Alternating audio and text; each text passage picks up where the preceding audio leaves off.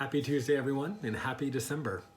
24 more days until Christmas, and I hope everyone gets what they want for Christmas. We are on Ether 6 today, and this is not the longest chapter, but it is one of my. There's a few things that I love about it, and one thing about me is every so often when I read the scriptures, I obviously try to imagine being there and what different moments would have been like. And in Ether chapter 6, there is one of my favorite mental pictures because of this chapter, that one of my favorites in the Book of Mormon. And it happened. So we know already that they've built the barges. The brother of Jared asked how to light them. He was told, I don't know, what you can't have windows, so what do you suggest? And the Lord put it back on him, and he had that amazing experience where he saw the Lord's finger and then all of his spirit personage. And they have the rocks, 2 in each barge, so there's 8 ships. And all of a sudden, the ships are done, the barges are done, and they're about to get into these things, which are completely dark except for these 2 lights.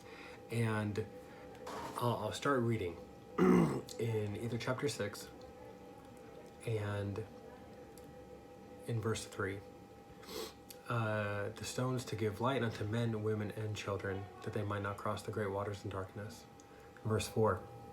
Listen to all the things they brought with them, and imagine being caught in a space, stuck in a space with these things for who knows how long.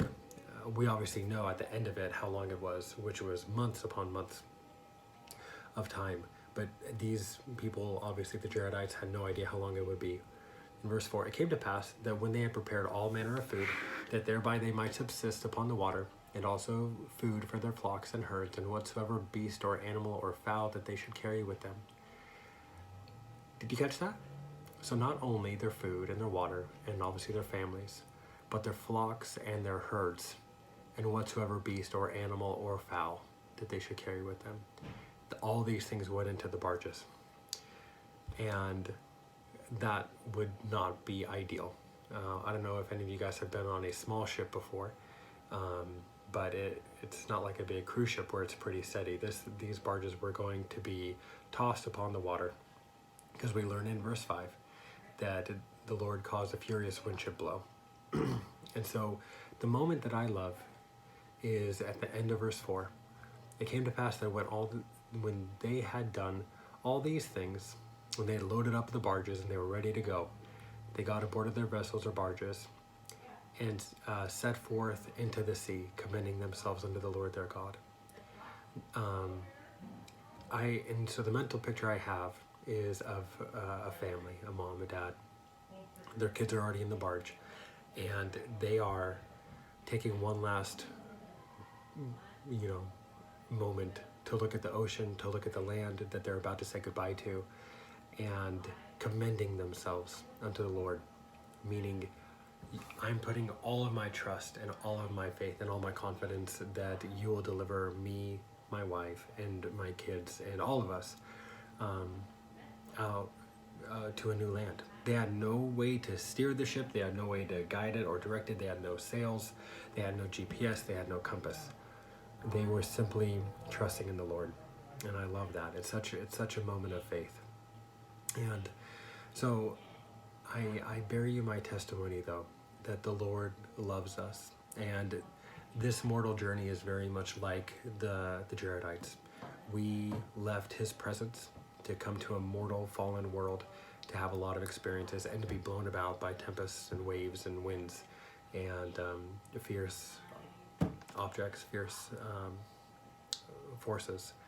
All of us experience that, but I know that he will help us. And obviously we know that I think it was 344 days. So essentially, if you think back where you were January 1st until now, that is about 330 days. So you'd still be about 10 days out, 13 days out from being to the promised land. That's how long that they were in these small barges. And I can imagine more than a few of them got motion sickness, seasickness, and threw up.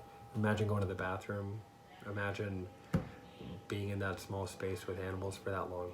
But I love that the brother of Jared and all of them never stopped singing praises unto the Lord, and eventually they were delivered. And I know that eventually, if we put our faith in Him, that we will see His hand in our lives, throughout our lives, and ultimately we will arrive into the promised land, the ultimate promised land of living with Him again. But we can see Him along the way.